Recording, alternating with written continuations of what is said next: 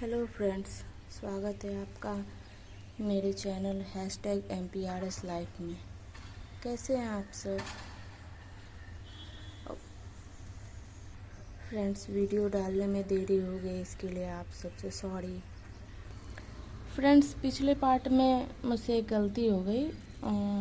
गलती ये हो गई कि मैंने आपको बताया कि मम्मी ने दवाई खाई, लेकिन वो कारण गलत बताया। खाई तो दवाई सही में, लेकिन वो कारण गलत बताया। सॉरी उसके लिए। और अब मैं बताती हूँ। जब मेरी दूसरी बहन यानी मेरे बाद वाली बहन जो जब होने वाली थी, उस समय मम्मी ने दवाई खाई थी। तो इसलिए नहीं खाई थी कि वो बच्चा नहीं चाहती थी। घर में कलह हुआ, लड़ाई हुई, और जिसका कारण ये था कि मम्मी को कोई समझता नहीं था। मम्मी कुछ भी चाहती थी, कुछ भी बोलती थी, ना कभी पापा ने समझा, ना कभी घर वालों ने समझा। और आप क्या, सब समझता होगा कि अगर कोई महिला माँ बनने वाली होती है तो उस समय अगर वो ऐसा कदम उठाती है कि उसको जीना नहीं है, वो अपनी जान देने के लिए आतुर रहती है, तो समझ सकते हैं लोग उसकी लाइफ में क्या कुछ बीत रहा होगा। तो बात ये थी कि घर में उस समय किसी कारण से कलह हुआ, और मम्मी ने ये हार्ड स्टेप लिया कि उसको जीना नहीं है, और इस बच्चे को जो अभी धरती पर आया भी नहीं है उसको भी नहीं लाना है। और मम्मी ने मेडिसिन बहुत सारा कंज्यूम कर लिया, और जिसका नतीजा आज भी मेरी बहन भुगत रही है। कुछ ना कुछ उसकी लाइफ में होते रहता है। लाइफ मतलब उसके शरीर में कभी कोई एलर्जी के रूप में निकलता है, कभी स्किन डिजीज़ के रूप में निकलता है, बहुत सारी समस्याएं हैं। तो बस यही था कि हम आप लोगों को प्रॉमिस किए हैं कि हम सब कुछ सही बताएंगे, तो गलत नहीं बताएंगे। मम्मी ने बेबी न हो इसलिए दवाई नहीं खाई थी। मम्मी ने अपनी जान देने के लिए वो दवाइयाँ खाई थी। तो ये तो हो गई फ्रेंड्स, जो मैंने गलती की उसको सुधारा। अब आते हैं आगे लास्ट इस वीडियो में मैंने बताया था कि मम्मी का ऑपरेशन हो गया, और मेरे घर में जो भी वाद विवाद तो आम सी बात है, जो अभी भी चलती रहती है, तो वो होते रहा। फिर जब दादी आई, दादी गई हुई थी शादी में, तभी तक तो सिर्फ पापा को पता था। जब दादी आई तो उन्होंने देखा तो उनका अलग तांडव। क्यों कराया, मेरी बातों का कोई असर नहीं, इसको क्या लगता है, खिलाना हमको है, हम खिलाते हैं, इसको क्या। अरे आप खिलाते हैं, इसका क्या मतलब? कि बच्चा देने की मशीन है? 4 बच्चे हुए उतनी कम आयु में। जिस उम्र में लोगों की शादी तक नहीं होती है, उस उम्र में उसको 4 बच्चे हो गए।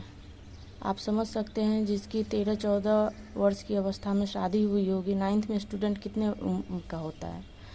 और उसके बाद शादी के 1 साल के बाद भैया हो गए, फिर हम 3 साल के बाद हो गए, मेरे 1 साल के बाद मेरी छोटी बहन हो गई, उसके 2 साल के बाद सबसे छोटी बहन हो गई।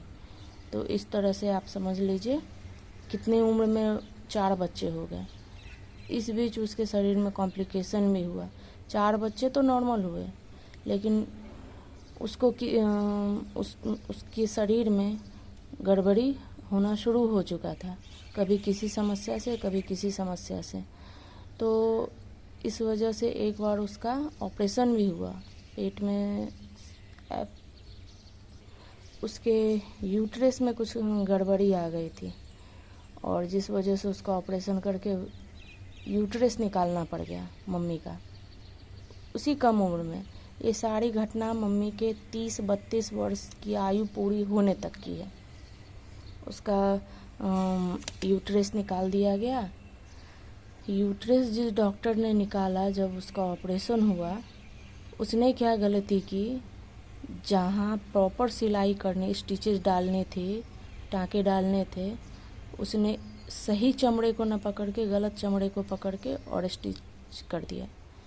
अब हालत ये हुई मम्मी की, हॉस्पिटल से लोग ठीक होके घर आता है और जब वो घर आई उसके दर्द में आराम नहीं। एक समस्या का इलाज करवाने गई थी और दूसरी समस्या लेके घर आ गई।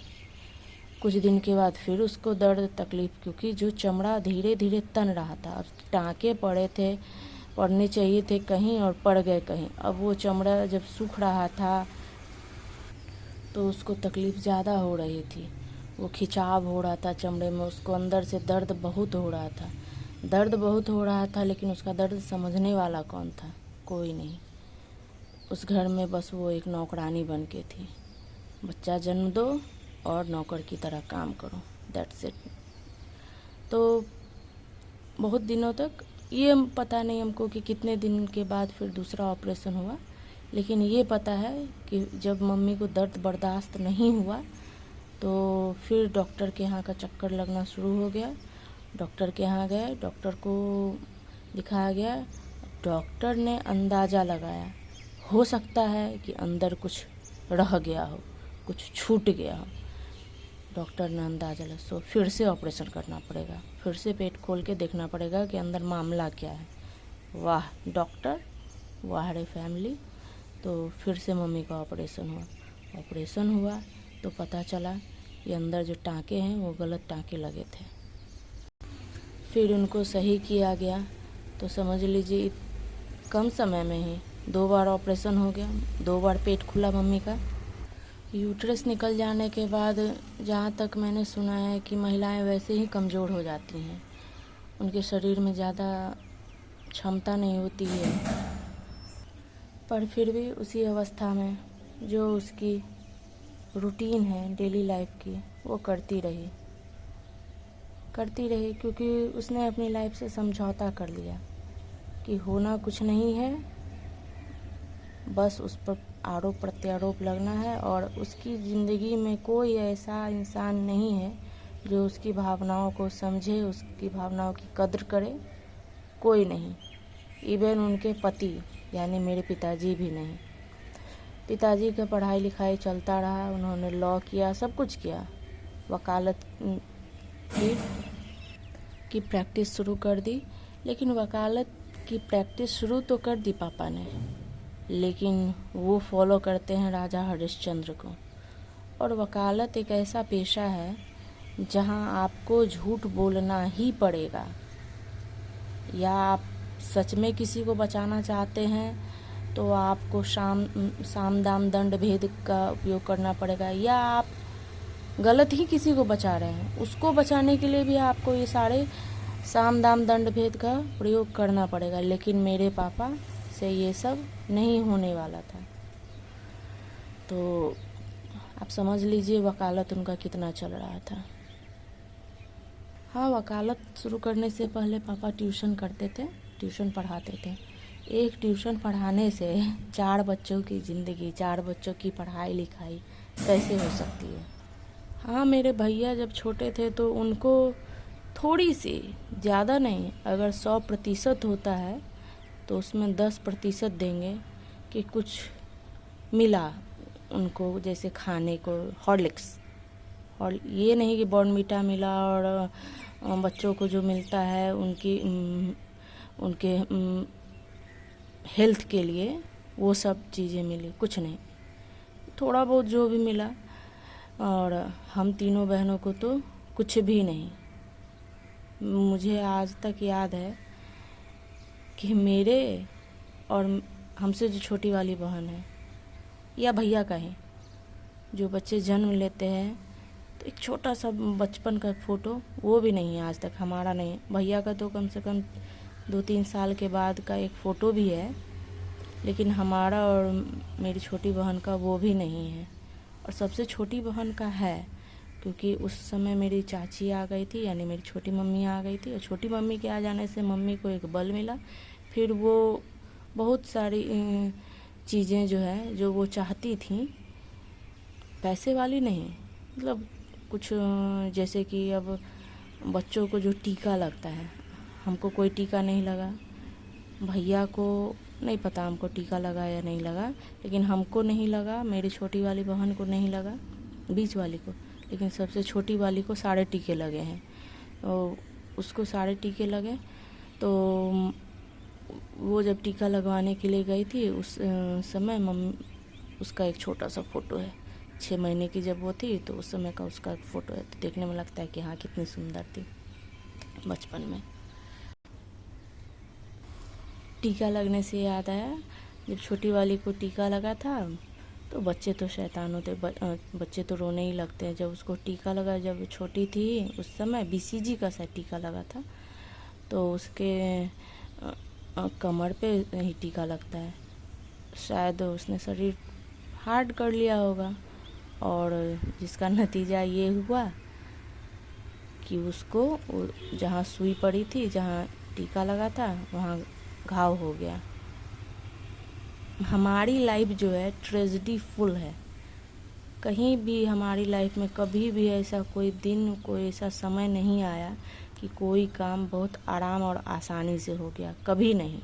आज तक की लाइफ में ऐसा तो मैंने नहीं देखा। तो उसको घाव हो गया उसमें। अब उसका इतना हो गया कि मम्मी बोलती थी कि वो घाव इतना धीरे धीरे अंदर अंदर हो गया, चला गया कि उसमें एक एक उंगली, दो दो उंगली, इतना एक एक उंगली इतना बत्ती डाला जाता था उसकी जब ड्रेसिंग होती थी। तो उतनी छोटी बच्ची का फिर से ड्रेसिंग होना, वो तो अलग ही कहानी है। फिर हुआ, ठीक हुआ। आज भी दाग है उसके कमर पे। आज भी जब हम लोग देखते हैं तो वो दिन याद आता है कि बताओ क्या क्या हो गया इसके साथ। हाँ, तो एक बात और बीच में इसमें हम जोड़ना चाहेंगे कि जब मेरी सेकंड नंबर वाली बहन जन्म ली तो हमारे पड़ोस में एक फैमिली रहती थी, उनको कोई बच्चा नहीं था। तो उन्होंने कहा मेरी दादी से कि आपको एक पोती तो पहले से है, फिर पोती ही हो गई, आप हमको दे दीजिए। नहीं दिया। कितना भी कोई ख़राब बदमाश हो अपना बच्चा नहीं देता है, नहीं दिया। फिर जब छोटी वाली बहन हुई, जिसको प्यार से हम लोग लोलो बोलते हैं, तो लोलो का जब जन्म हुआ तो फिर से पापा ने तो दादी को चिढ़ाया ये बोल के कि ले लेना बेटा, ले लेना पोता, हो गया। लेकिन फिर से उस पड़ोसी ने कहा कि अब ये बच्चा हमको दे दीजिए, आपके पास तो 2 लड़की हो गई, अब हमको ये दे दीजिए। लेकिन फिर भी नहीं दिए। मम्मी कैसे देते, कोई राजी हो या ना हो, मम्मी तो जान ही ले लेती सबकी, अगर किसी ने देने का सोचा भी होता तो।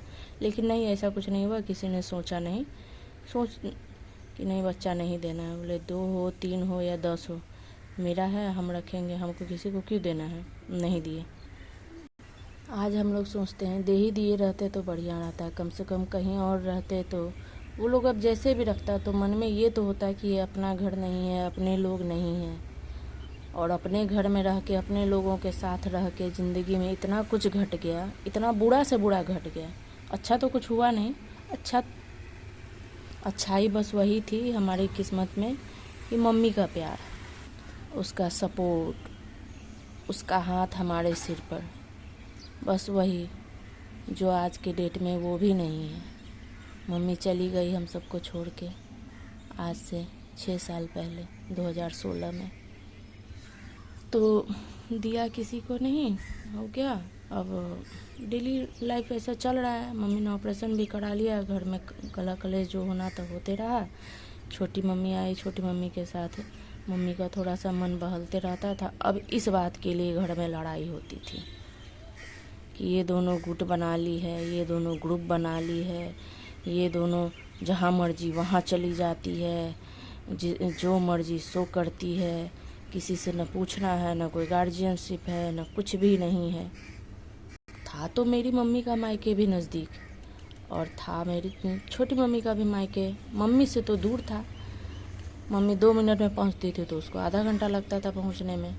लेकिन छोटी मम्मी बोल्ड थी। बोल्ड तो मेरी मम्मी भी, लेकिन मेरी मम्मी थोड़ा लाज, शर्म, संस्कार, इस सब के कारण कुछ नहीं बोलती थी, सारे अत्याचार इन लोगों का सहती रहती थी। फ्रेंड्स, आगे की स्टोरी फिर आपको अगले पार्ट में बताएंगे। तब तक के लिए आप सबका धन्यवाद। आप लोग इसी तरह मेरा साथ और सपोर्ट देते रहिए और प्लीज़ चैनल को लाइक, शेयर और सब्सक्राइब ज़रूर करें, ताकि हमको भी मिले अपनी बातों को रखने का मौका। आप सबका बहुत बहुत बहुत धन्यवाद इतना साथ और सपोर्ट देने के लिए। Thank you. अगला पार्ट हम जल्द ही डालेंगे।